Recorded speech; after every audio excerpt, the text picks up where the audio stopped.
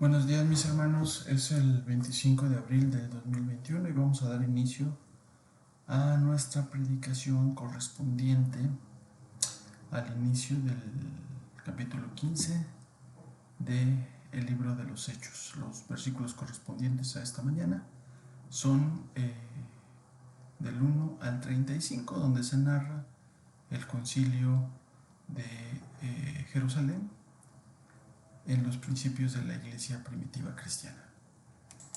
Vamos a dar paso a la lectura del texto que vamos a compartir y posteriormente iniciaremos con una oración. El texto dice así: entonces algunos que venían de Judea enseñaban a los hermanos: si no os circuncidáis conforme al rito de Moisés, no podéis ser salvos. Como Pablo y Bernabé tuviesen una discusión y contienda no pequeña con ellos, se dispuso que subiesen Pablo y Bernabé a Jerusalén y algunos otros de ellos a los apóstoles y a los ancianos para tratar esta cuestión. Ellos pues, habiendo sido encaminados por la iglesia, pasaron por Fenicia y Samaria, contando la conversión de los gentiles, y causaban gran gozo a todos los hermanos. Y llegados a Jerusalén fueron recibidos por la iglesia y los apóstoles y los ancianos, y refirieron todas las cosas que Dios había hecho con ellos. Pero algunos de la secta de los fariseos que habían creído se levantaron diciendo: es necesario circuncidarlos y mandarles que guarden la ley de Moisés. Y se reunieron los apóstoles y los ancianos para conocer de este asunto. Y después de mucha discusión, Pedro se levantó y les dijo: varones hermanos, vosotros sabéis cómo ya hace algún tiempo que Dios escogió que los gentiles oyesen por mi boca la palabra del evangelio y creyesen. Y Dios, que conoce los corazones, les dio testimonio dándoles el Espíritu Santo, lo mismo que a nosotros. Y ninguna diferencia hizo entre nosotros y ellos, purificando por la fe sus corazones. Ahora pues, ¿por qué tentáis a Dios poniendo sobre la cerviz de los discípulos un yugo que ni nuestros padres ni nosotros hemos podido llevar? Antes creemos que por la gracia del Señor Jesús seremos salvos de igual modo que ellos. Entonces toda la multitud cayó y oyeron a Bernabé y a Pablo, que contaban cuán grandes señales y maravillas había hecho Dios por medio de ellos entre los gentiles. Y cuando ellos callaron, Jacobo respondió diciendo: varones hermanos, oídme. Simón ha contado cómo Dios visitó por primera vez a los gentiles para tomar de ellos pueblo para su nombre. Y con esto concuerdan las palabras de los profetas, como está escrito: después de esto volveré y reedificaré el tabernáculo de David que está caído, y repararé sus ruinas y lo volveré a levantar, para que el resto de los hombres busquen al Señor y todos los gentiles sobre los cuales es invocado mi nombre. Dice el Señor, que hace conocer todo esto desde tiempos antiguos, por lo cual yo juzgo que no se inquiete a los gentiles que se convierten a Dios, sino que se les escriba que se aparten de las contaminaciones de los ídolos, de fornicación, de ahogado y de sangre. Porque Moisés desde tiempos antiguos tiene en cada ciudad quien le predique en las sinagogas, donde es leído cada día de reposo. Entonces pareció bien a los apóstoles y a los ancianos con toda la iglesia elegir de entre ellos varones y enviarlos a Antioquía con Pablo y Bernabé, a Judas, que tenía por sobrenombre Barsabás, y Silas, varones principales entre los hermanos. Y escribir por conducto de ellos, los apóstoles y los ancianos y los hermanos, a los hermanos de entre los gentiles que estaban en Antioquía. Por tanto hemos oído que algunos que han salido de nosotros, a los cuales no dimos orden, os han inquietado con palabras, perturbando vuestras almas, mandando circuncidaros y guardaros la ley. Nos ha parecido bien, habiendo llegado a un acuerdo, elegir varones y enviarlos a vosotros con nuestros amados Bernabé y Pablo, hombres que han expuesto su vida por nombre de nuestro Señor Jesucristo. Así que enviamos a Judas y Silas, los cuales también de palabra os harán saber lo mismo, porque ha parecido bien al Espíritu Santo y a nosotros no imponeron ninguna carga más que estas cosas necesarias: que os abstengáis de lo sacrificado a ídolos, de sangre, de ahogado y de fornicación, de las cuales cosas si os guardareis, bien haréis, pasadlo bien. Así pues los que fueron enviados descendieron a Antioquía y reuniendo a la congregación entregaron la carta, habiendo leído la cual se regocijaron por la consolación. Y Judas y Silas, como ellos también eran profetas, consolaron y confirmaron a los hermanos con abundancia de palabras. Y pasaron algún tiempo allí. Fueron despedidos en paz por los hermanos para volver a aquellos que los habían enviado. Mas Silas le pareció bien el quedarse allí. Y Pablo y Bernabé continuaron en Antioquía enseñando la palabra del Señor y anunciando el Evangelio con otros muchos.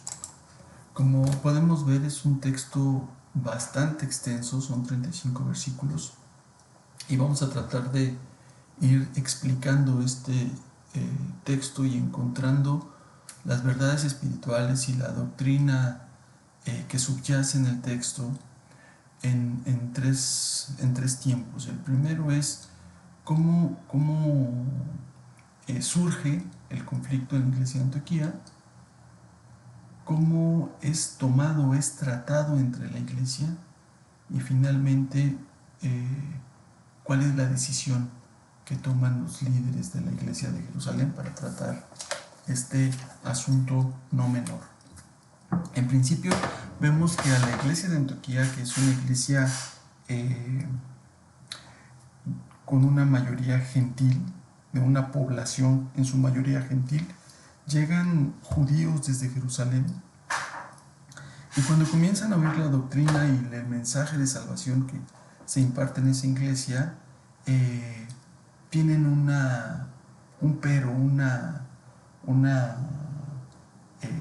en principio, una solicitud que hacer a la iglesia, y es que tienen que volverse judíos antes de volverse cristianos, lo cual es un tema muy delicado, y a partir de ese momento se va a desencadenar pues un conflicto no menor, dado que Bernabé y Pablo habían dado una doctrina diferente.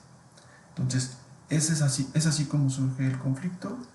Y antes de entrar ya a escudriñar de manera profunda nuestro texto, vamos a iniciar con una breve oración. Padre bueno, te damos las gracias por este día, Señor, te damos las gracias por aquellos que van a escuchar este mensaje, por todas las personas que tú has decidido en tu soberana voluntad, Señor, puedan predicar el mensaje, y todos aquellos que lo escuchen, Señor, también los que hayas decidido que van a creer y convertirse. Te pedimos por ellos, te pedimos por nuestra iglesia, la Iglesia Cristiana del Norte, y te pedimos que esta mañana, Señor, nos permitas encontrar las verdades espirituales necesarias. En el nombre de tu Jesús es que oramos. Amén. Muy bien, bueno, pues, ¿por dónde iniciar? Como ya comentamos, se genera un conflicto derivado de algunos judíos legalistas, seguramente personas que, dada su formación como judío, entienden que Dios tiene un pueblo elegido y que ese pueblo elegido tendrá el cumplimiento de sus promesas y la restauración del reino de Israel. Con base en esta idea, ellos entonces entienden que a todos los que les es dado el Espíritu tienen que ser judíos. A esto se opone Pablo y Bernabé. ¿Qué estaban haciendo Pablo y Bernabé? Bueno, habían regresado de su primer viaje misionero y se habían dedicado a estar durante mucho tiempo en Antioquía, ¿no? En Hechos 14, 26, 28 nos narra que después del viaje misionero, primer viaje misionero concluye con el regreso a Antioquía de Pablo y Bernabé, y se quedan ahí por mucho tiempo y se quedan explicando qué es lo que había sucedido en su primer viaje, todos los milagros y prodigios que Dios había hecho a través de ellos, ¿no? Entonces dado lo que Bernabé y Pablo habían predicado, pues se entiende que ellos tenían un profundo conocimiento de la voluntad que Dios estaba ejerciendo sobre los gentiles. Dios tenía un plan para estos gentiles y habían sido ellos los llamados para dar a conocer las buenas nuevas. Además, contextualmente, pues el problema es tan complejo, tan grande, que la iglesia decide mandar a Bernabé, a Pablo y a otros miembros de la iglesia a Jerusalén en un viaje pues de más de 400 kilómetros en el año 50, lo cual seguramente les pudo haber llevado más de un mes de trayecto. Entonces, en el camino vemos cómo Pablo y Bernabé visitan algunas regiones en donde dan a conocer cómo los gentiles habían sido convertidos. En el versículo 3 dice, después que los envió la iglesia a lo largo del camino, fueron deteniéndose en las ciudades de Fenicia y Samaria para visitar a los creyentes y contarles cómo los gentiles también estaban convirtiéndose, y esto llenó a todos de mucha alegría. Vemos el contraste de cómo Pablo y Bernabé van explicando que los gentiles se convierten al cristianismo, y esto es recibido por los creyentes, por los judíos creyentes, con mucho gozo. Es decir, hay algunos, como los judíos que llegan a Samaria, que tratan de imponer mayor carga a los gentiles. Y hay otros que se regocijan simplemente por saber que el Evangelio y la noticia de salvación es bien recibida por los gentiles, ¿no? Entonces, este es todo el contexto del viaje de Bernabé, el contexto y el motivo del viaje de Bernabé y Pablo a la iglesia de Jerusalén. Ahora, cuando Bernabé y Pablo llegan a la iglesia de Jerusalén, parece que hay tres momentos. El primer momento es que son muy bien recibidos por los apóstoles y por la iglesia. El segundo momento es cuando Pablo y Bernabé se reúnen con los apóstoles. Ese es el segundo momento, se reúnen aparte. Y el tercer momento es cuando se hace la asamblea ya en público. Y entonces ahí están los legalistas fariseos, creyentes de la iglesia de Jerusalén, los apóstoles y Pablo y la comitiva que viene de la iglesia de Antioquía. ¿Qué podemos decir ahora? Bueno, que en este momento, en este tercer momento, cuando ya está en plena discusión el punto de si los gentiles tendrían que circuncidarse, es decir, convertirse a la religión judía en principio, ya es una asamblea muy grande.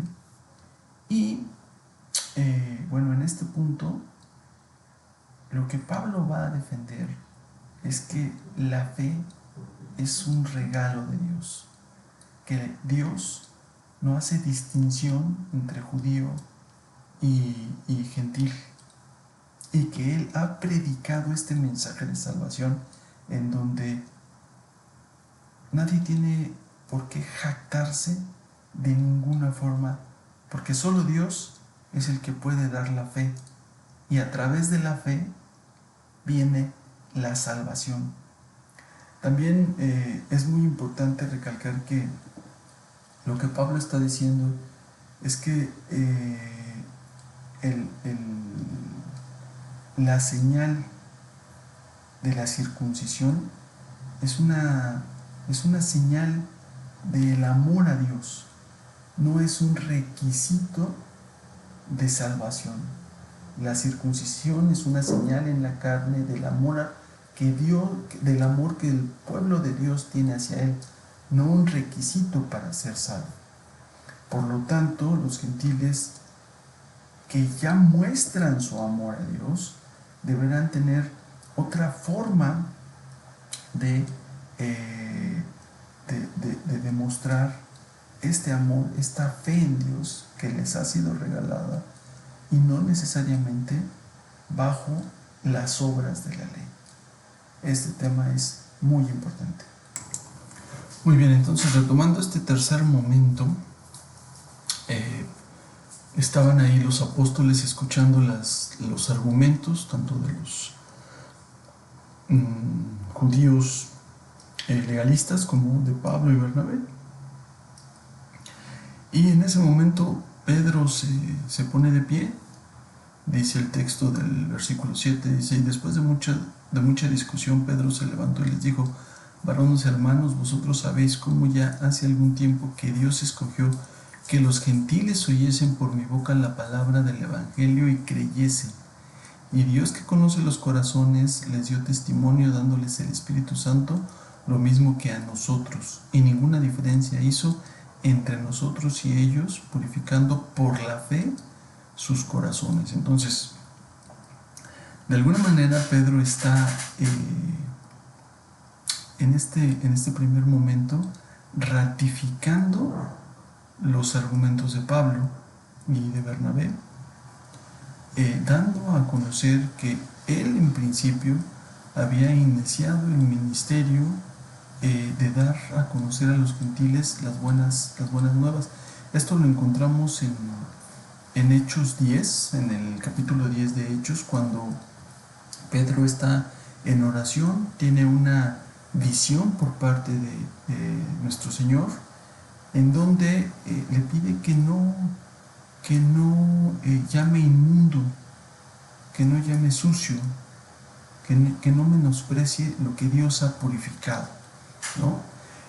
Por otro lado, tenemos a Cornelio, un centurión romano que había creído en Dios y que diariamente se postraba a orar a Él, y que también con sus obras de ayuda al pueblo había demostrado que verdaderamente tenía una fe y una disposición para con el pueblo de Dios. Ahora profundicemos un poco en este versículo 7, porque Pedro nos está dando tres verdades maravillosas. En principio, derivado de esta experiencia que Pedro tiene con Cornelio, para él se le abre el entendimiento de muchas cosas respecto a la aceptación que Dios tiene acerca de los gentiles.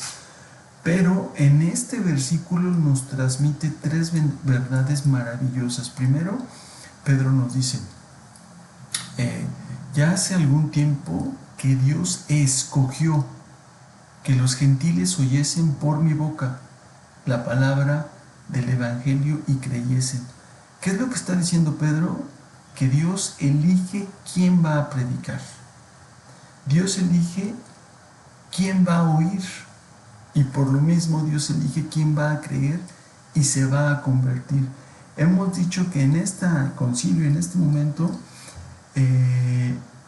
Pedro está exponiendo, pero hay dos personas particularmente que van a tomar este mensaje, que es Pablo y Santiago, y posteriormente los van a hacer parte de su doctrina y van a reafirmar este hermoso mensaje que está dando Pedro.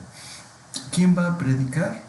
Después podemos encontrarlo en la segunda carta a los Corintios 5:18. ¿Quién va a oír? En la segunda carta a los Tesalonicenses 3:1.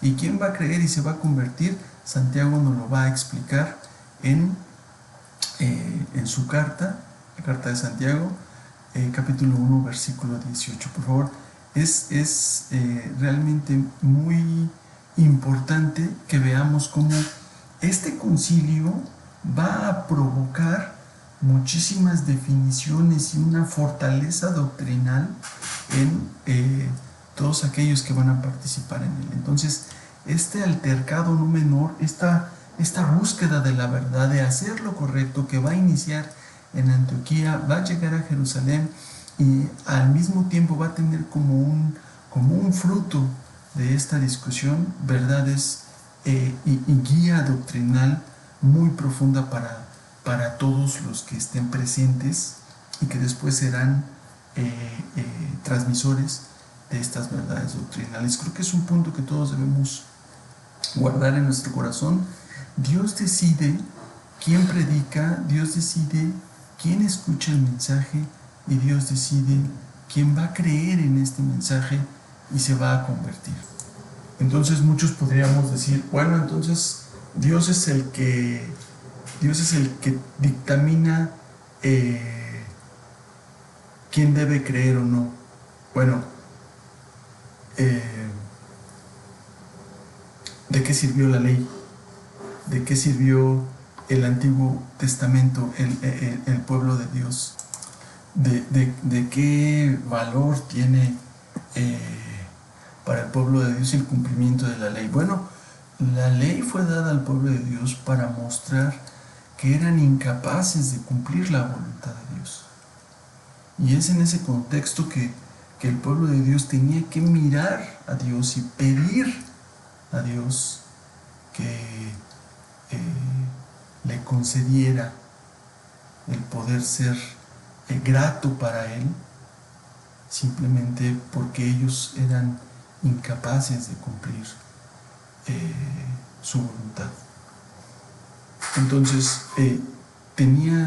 la ley es un camino para saber que solamente podemos agradar a Dios por la fe en Jesucristo, por la fe en ese Salvador que Dios nos iba a otorgar o que le iba a otorgar a su pueblo, y al mismo tiempo abría las puertas para todos los gentiles. Ese es el propósito fundamental de la fe, de la ley, encaminarnos hacia la fe en Jesucristo. Entonces, lo que Pedro nos está diciendo también es que desde tiempos inmemoriales, desde los patriarcas, Dios puede conocer el corazón de las personas. De hecho, en el griego dice, el conocedor de los corazones, Dios, ¿no?, ha establecido un plan magnífico. Nos lleva hacia ese entendimiento. Y Dios, que conoce los corazones, les dio testimonio dándoles el Espíritu Santo, lo mismo que a nosotros. Dios, que conoce los corazones, en este contexto tan maravilloso, está diciéndole está tratando de decir Pedro a la asamblea, Dios es el que tiene la voluntad, su soberana voluntad ha decidido salvar a los gentiles. ¿Cómo? Permitiéndoles oír, permitiendo que nosotros, los judíos, su pueblo, vaya a ellos y demos testimonio. ¿Por qué? Porque Dios conoce el corazón de ellos y de nosotros. Conoce su corazón y nuestro corazón. ¿Y dónde podemos ver esto? Bueno, lo podemos ver desde los patriarcas. En Génesis 15:6, Abraham es contado como justo. ¿Por qué? Por su fe, no porque fuera circuncidado. En ese momento Abraham no había sido circuncidado. Después vendrá la ley, lo cual podemos encontrar en Éxodo 20. Después viene la ley, y esta ley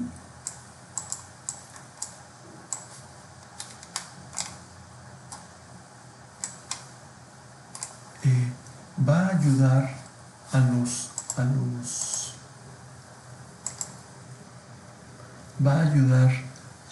los judíos, al pueblo, a entender que es necesario un mediador entre ellos y su Dios. Ahora, la ley establecía que debían circuncidarse, pero esa circuncisión es una señal del amor de su pueblo hacia Dios y no un requisito de salvación. Y finalmente encontramos en Isaías 55 un texto maravilloso que nos ayuda a entender cómo el mensaje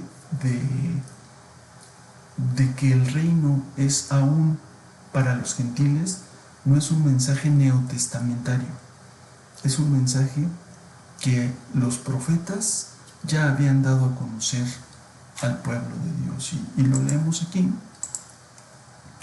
en Isaías 55, dice así: misericordia gratuita para todos. A todos los sedientos, venid a las aguas, y los que no tienen dinero, venid, comprad y comed. Venid, comprad sin dinero, sin precio, vino y leche, porque gastáis el dinero en lo que no es pan y vuestro trabajo en lo que no sacia.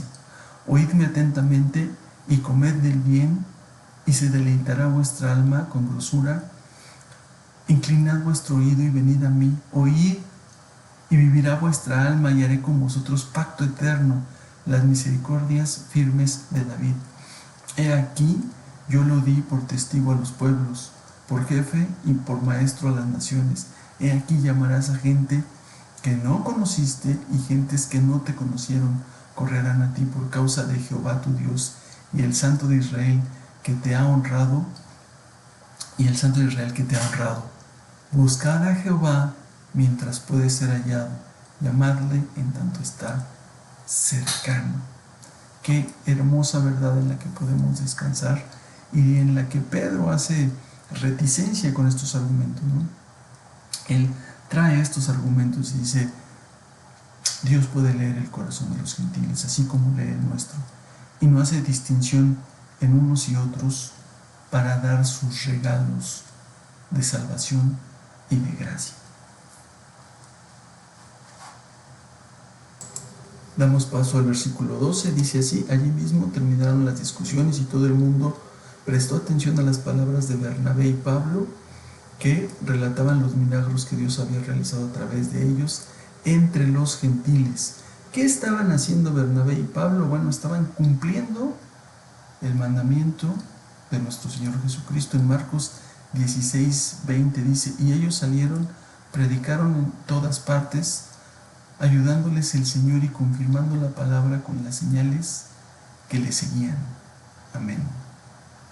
Recordemos que antes de la ascensión de nuestro Señor Jesucristo, Él les manda a predicar el Evangelio hasta el último rincón del mundo. Bueno, pues esa es la labor que está realizando Pablo y Bernabé. ¿Cómo podían saber si esta labor estaba siendo aprobada por el Señor Jesucristo? Bueno, porque tenían que ser acompañados de Él. La presencia del Señor Jesucristo iba a estar con aquellos que compartieran el verdadero mensaje, las buenas de salvación, la doctrina correcta. ¿Y cómo se iba a comprobar esto? Con prodigios, con señales, con milagros. Y esto es lo que había sucedido en el primer viaje misionero de Pablo y Bernabé. ¿Qué es lo que cuentan Pablo y Bernabé acerca de su obra? Bueno, veámoslo.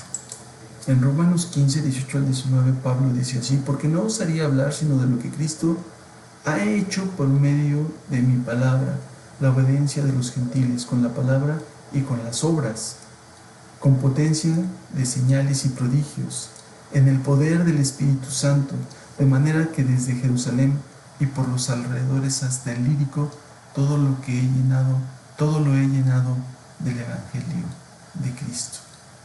Y en Hebreos 2:4 nos dice así: y de la que Dios mismo ha dado testimonio valiéndose de milagros, prodigios y de toda suerte de maravillas, además de los dones del Espíritu Santo que ha repartido según su voluntad. Es decir, la carta de los Hebreos nos confirma que el Evangelio, el verdadero Evangelio llevado a los gentiles, tiene su cumplimiento, tiene su validez, tiene la aceptación por los milagros y prodigios y maravillas que son llevados ante ellos. Como hemos comentado, podemos entender que a partir de este concilio hay verdades doctrinales que Pablo confirmará y podrán ser parte de su enseñanza futura. En la carta a los Gálatas, en el capítulo 3, versículo 5, nos dice así, en la nueva traducción viviente, en la versión de la nueva traducción viviente, dice: Vuelvo a preguntarles, ¿acaso Dios les da el Espíritu Santo y hace milagros entre ustedes porque obedecen la ley? Por supuesto que no. Es porque creen en el mensaje que oyeron acerca de Cristo. En Efesios capítulo 2, versículos 8 y 9 nos dice: Dios los salvó por su gracia cuando creyeron. Ustedes no tienen ningún mérito en eso, es un regalo de Dios. La salvación no es un premio por las cosas buenas que hayan hecho, así que ninguno de nosotros puede jactarse de ser salvo. ¿Qué es lo que estamos escuchando? Que Pablo nos dice en su enseñanza que llega hasta hoy, hasta nosotros, a los que estamos escuchando. Nadie puede jactarse de ser salvo. ¿Por qué? Porque es un regalo de Dios. ¿Cómo llega este regalo a nosotros? Por escuchar la palabra de Dios. Y es así como esta verdad tan profunda llega hasta nosotros. ¿Qué hemos visto hasta ahora? Bueno, la tremenda fuerza con la que Pablo va a defender a la fe que es entregada a los gentiles, y que no debemos poner tropiezo a esta fe. Debemos apoyarla, debemos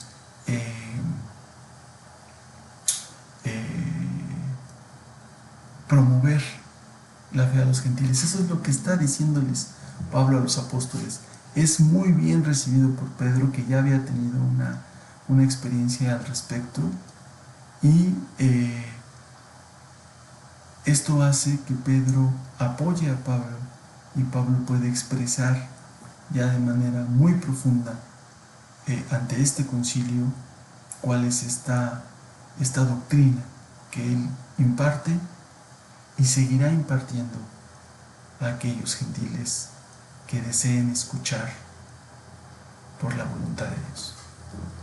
Muy bien, ahora leemos en el versículo 13: cuando Pablo y Bernabé terminaron, Jacobo pidió la palabra. ¿Quién es este Jacobo? Bueno, es Santiago, medio hermano de Jesús nuestro Señor. ¿Y cómo era Jacobo? Bueno, era un hombre pragmático. Vemos que en principio él no creía en nuestro Señor Jesucristo, era su hermano, sin embargo, no creía en él, y se muestra o se narra en Juan, en el capítulo 7, cómo Santiago o sus hermanos le dicen a Jesús: bueno, pues muéstrate al mundo, si esta es tu doctrina, si lo que has de hacer debe tener una repercusión, pues tienes que mostrarte al mundo. Era un hombre muy pragmático, ¿no? También era un hombre apegado a la ley, lo cual lo podemos ver en más de 10 referencias que él escribe en su carta. Y era un hombre reconocido por el partido legalista, a los cuales seguramente sorprendió cuando escribió la frase del versículo 14, ¿no? Dice: ya Simón nos ha relatado cómo Dios visitó por primera vez a los gentiles para escoger de entre ellos un pueblo que honre su nombre. Esta frase de un pueblo que honre su nombre la podemos encontrar desde Deuteronomio 6:7. ¿Por qué? Pues porque el pueblo judío se había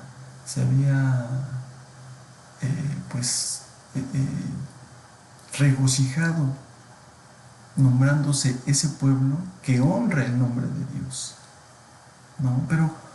Pero sin embargo, la idea clave de Jacobo, de Santiago, es mirar al futuro y llegar a un acuerdo. Es ver el pasado, establecer lo que ha pasado y mirar hacia el futuro y tener un buen acuerdo. Para ello, toma como argumento el texto de Amos 9:11, en donde dice: en aquel día yo levantaré el tabernáculo caído de David, y cerraré sus portillos y levantaré sus ruinas, y yo edificaré como en el tiempo pasado, para que aquellos sobre los cuales es invocado mi nombre posean el resto de Edom y todas las naciones, dice Jehová, que hace esto. ¿Cómo termina cómo terminan resolviendo este conflicto. En principio, Bernabé y Pablo hablan con los apóstoles, se genera una asamblea para escuchar a todos. Pedro da testimonio en donde establece que judíos y gentiles son lo mismo, tienen el mismo corazón pecador, el cual Dios conoce, y sin embargo Dios puede otorgarles a unos y a otros la fe y la salvación. Pablo y Bernabé dan testimonio de lo que han hecho y cómo la salvación ha llegado a los gentiles. Y Santiago, viendo al futuro, ¿qué vamos a hacer con estas resoluciones?, establece una mediación. Dice, es cierto lo que nos han dicho nuestros hermanos Pablo, Bernabé, es correcto que Pedro haya confirmado estos argumentos, es correcto que hayamos escuchado la obra misionera de Pablo y cómo el Señor Jesucristo ha estado con él con prodigios y milagros, y ahora es correcto que le digamos a los gentiles que guarden una vida decorosa, que les digamos cómo debe ser una vida cristiana. Eso es lo que está argumentando ahora Santiago. Y se establece una doble decisión. La primera, la confirmación de la salvación. La confirmación de la salvación que es dada a los gentiles. Y la segunda, una doctrina práctica de cómo vivir la vida cristiana. Esto es sumamente importante, ¿no? Cómo leemos esta doctrina práctica. Por lo tanto, opino que no debemos ponerles trabas a los gentiles que se hayan convertido al Señor, pero mandémosles decir por carta que se abstengan de comer las carnes sacrificadas a los ídolos, de los vicios sexuales, de comer carne de animales estrangulados o ahogados, ya que estas son las cosas contra las cuales a través de los tiempos se ha estado predicando todos los sábados en las sinagogas judías de todas las ciudades. Es muy importante que miremos cómo los 10 mandamientos prácticamente se mantienen en la doctrina neotestamentaria. Prácticamente se mantienen 9 de ellos, y lo que están pidiendo los apóstoles es simplemente lleva una vida decorosa basada en beneficios para ti. Tienes que dar un buen testimonio, y este testimonio en principio te beneficia a ti. Y estas doctrinas, realmente estos principios que están estableciendo, la idolatría y la inmoralidad sexual, evitar la idolatría y la inmoralidad sexual, eran principios conocidos por todos, gentiles y no. Ahora, en cuanto a los alimentos que se deben comer, los judíos establecían que no era correcto comer sangre, y un animal ahogado y un animal estrangulado pues no permitía que se desangrara correctamente, entonces conservaba sangre en él, y es por eso que les piden no comer de ahogado, no comer de estrangulado, no comer sangre, lo cual pues es una digamos, concesión que es bien tomada por Pablo, por Bernabé, y es ahí donde nos muestra cómo los cristianos debemos conceder, no doctrinalmente, pero sí en la convivencia. Las concesiones doctrinales no son parte de la formación cristiana, de la creencia cristiana, pero sí la sana convivencia, sí las concesiones en el trato diario. Es muy importante para la formación de la iglesia, y es muy importante en este momento de la iglesia primitiva hacer estas concesiones. Y dada esta concesión, dado este acuerdo, es como llegan a la carta que va a ser enviada a Antioquía. Leamos los versículos finales. Dice: entonces los apóstoles, los ancianos y la congregación en pleno decidieron nombrar a personas que fueran con Pablo y Bernabé a Antioquía a dar a conocer la decisión. Escogieron a Judas, conocido bien como Barsabás, y a Silas. Ambos tenían buen testimonio entre los hermanos, y llevaron con ellos la siguiente carta: los apóstoles y los ancianos, a los hermanos gentiles de Antioquía, Siria y Sicilia, saludos. Hermanos, sabido que varios creyentes de Judea, sin la autorización nuestra, los han estado molestando y los han confundido con lo que les han dicho, nos ha parecido bien y hemos acordado unánimemente que todos nuestros hombres, Judas y Silas, acompañen a nuestros queridos hermanos Pablo y Bernabé, que han expuesto sus vidas por la causa de nuestro Señor Jesucristo.